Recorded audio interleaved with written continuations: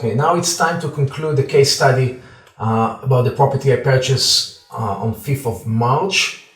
And I already closed on that property. I'm very happy. This is a very happy moment for me. I'm gonna walk you through the numbers, the purchase price. I'm gonna show you the listing, and I'm gonna show you my expenses. I'm gonna show you the turnaround time, and I'm gonna show you my profit, obviously. And this case is a very unique case. The numbers are gonna blow your mind. I'm not trying to brag about my deal, and I'm not trying to tell you that every deal is like that. But what I am trying to tell you, during this course is you gotta invest in yourself. You gotta learn things that are gonna give you an advantage over other of your competition, wherever they are. So that's the most important thing. The most important thing is having the right information at the right time. And to be honest with you about this specific property, I wasn't even prepared. I just woke up one morning and I just did my research, and I called my attorney, and then I made a decision that this is a must buy. So watch how this decision turned out, because it was really momentarily decision. The moment was very quick and everything happened so fast. And it's so important that you know what you're doing. You know what's your strategy. And I'm gonna show you right now what the results are. Okay, so watch this video. The numbers are gonna blow your mind here. I'm going to finalize right now. This week I closed on this property, and I'm gonna finalize the case study we started about a month and a half ago. As you remember, I purchased this property on 5th of March, and I sold it, and I'm gonna show you everything that I've done. As you remember, I told you I'm gonna list it for 125, and that's what I did. I listed it for 125. This is my broker. This is the building I showed you in the video, and here are the pictures of the property. This is the way I bought it. That was a really, really nice condition. I was very lucky here because I didn't have a lot of expenses, and I didn't go crazy to renovate it and put extra money into it. Instead, I was discounting the listing price to 125, even though I know it's worth 140. But remember, when you buy it at a price, when you have equity, this is where you can become flexible with your pricing, and by that, overcoming your competition on the market. So any active listing that was listed, I was much more attractive in terms of price and also in terms of condition. So that allowed me to receive a contract within 2 weeks for this property. And that's pretty fast. That was a cash offer for 125, which I immediately accepted, of course. And as you can see, I didn't do any changes to the unit. And this is the community. It's a pretty nice community.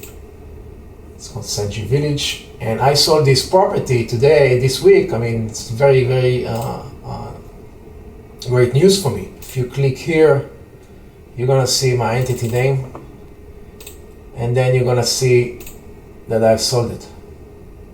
I was actually waiting for this to be recorded so I can show it to you live, and make sure I follow step by step of the process. So here I am, I signed on this sale, and I sold this property, and I'm gonna show you the numbers right now. Remember, this case was a very, very unique case. It started at $13,700, and I was against only one bidder at $13,900. So not a lot of people saw what I saw.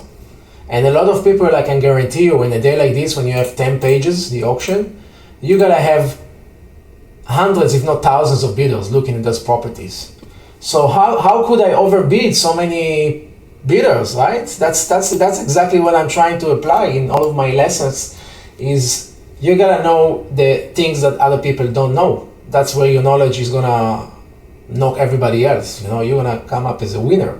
And that's exactly, I was lucky enough to be able to record this one, because I just woke up one day really, and I didn't pay attention to the auction, right? So many, I'm participating in so many counties, and I buy so many properties, and I can't see everything. But I was there at that point, and I was able to check that property, and I was able to see there is something I know that nobody else does, and I was able to take advantage of that. So that was my key to success with this deal. And let me show you the profits. You can see I bought it for $37,100. My expenses were about $21,500, and I sold it for $125 even. And my profit is $66,000 for this deal. So if you calculate percentage-wise, you're gonna get a crazy number over here, okay? $37,000 invested, and the return is $66,000. You know, even a company in its first year of business, netting $66,000 in profit for the first year in business is considered to be a very, very promising company. So I made this deal about less than 3 months, okay? I made these deals in 2 months and 10 days to be exact. From the day I gave my money to the day I received my money back plus my earnings. So this is what I'm trying to apply. This is why knowledge is so important. This knowledge that I had right now just made me $66,000. How many people possess this knowledge? Apparently not a lot. Okay, I was bidding here aggressively. My proxy bid was $55,000 or $50,000 to begin with. I didn't play no games. I just went for it. Why? Because I had the assurance from my team that if I buy this property, I have a strategy. And I see people bidding every single day at the auction, and everything that I don't buy, almost everything that I don't buy, it's not a good buy. It's just like people are making mistakes. They're not filtering the properties right. They're looking at the asset instead of looking at the title and the liens and the risk. Look at the risk, then look at the earnings, okay? You don't wanna risk your principal. Your most important thing is you always gotta secure your principal, and then you're gonna have to make a return. So risk is also something that you're always gonna have to take into the equation here when you invest, right? Because every investment involves a risk. I was risking my money here, don't get me wrong, but at least I have the piece of knowledge that I was counting on that nobody else had, and that was my key point to success here. I'm gonna take this breakdown a little further here to see the repairs that I've had, and that's all the repairs I've had. I've almost done nothing. Okay, I just changed the locks, opened the unit. I did a service for the AC, some materials, replaced broken screens. I spent less than $1,000 in renovations here, or repairs and maintenance, whatever you call it. And that was my total cost in terms of renovations. Now I could go crazy. I could just go and start renovating the property.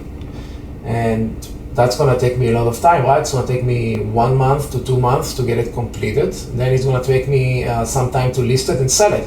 I'm gonna have to list it at the retail price once I renovate it. That's gonna limit my audience, right? Because I'm really squeezing for the highest price. And I don't wanna be the highest price. I wanna be the most attractive one while making a healthy profit, while moving my properties. Because right now, when I sold these properties, think about it this way, okay?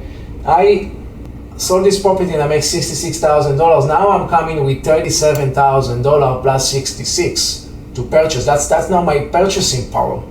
If my purchasing power was $37,000, now my purchasing power is about $105,000 or $110,000.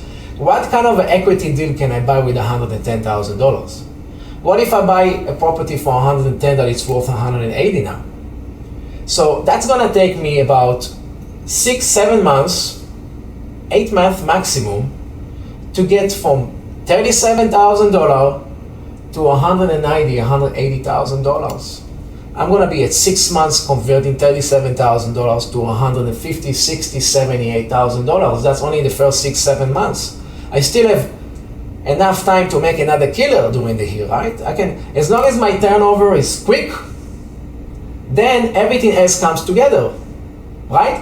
If I squeeze for another $10,000 in this deal, I could lose another 2 or 3 months. Is that 2 or 3 months worth the $10,000 to squeeze from this deal? If I already closed and tomorrow I can buy a better deal with more equity. Okay, every time we buy we buy with equity. So we always move our money. We know how to move our money and make more money. So we need the money to come back home, and we need to reinvest it, and we need to come back home and we need to reinvest. We need to do it fast. Okay, when I close on a property, I know that funds are coming to me, and I know I have a deal already lined up for it, because I need to buy. I'm in business to buy properties. And that's the mentality I'm trying to pass on. I'm trying to pass on the mentality of not getting stuck on things that don't move you forward, such as listing your price at the retail price, the most retail price you can get for it. I call it an imaginary price. What do you think it's worth? Everybody says always more. It's worth more money than what it is, because in their mind, they put their heart and feeling and renovated the property, and it looks great, and they have such a good vibes. But in reality, the market speaks for itself. You can't renovate a property to match exactly the way somebody's like it. Everybody wants to put their own touch into it. So you gotta be smart. You gotta think how you gonna move properties, and know how you're gonna be a service provider of those properties. Right? I don't wanna get stuck emotionally with that piece of property, because if I'm gonna get stuck emotionally with it, it's gonna be hard for me to let it go. And I'm buying it for that purpose, to let it go.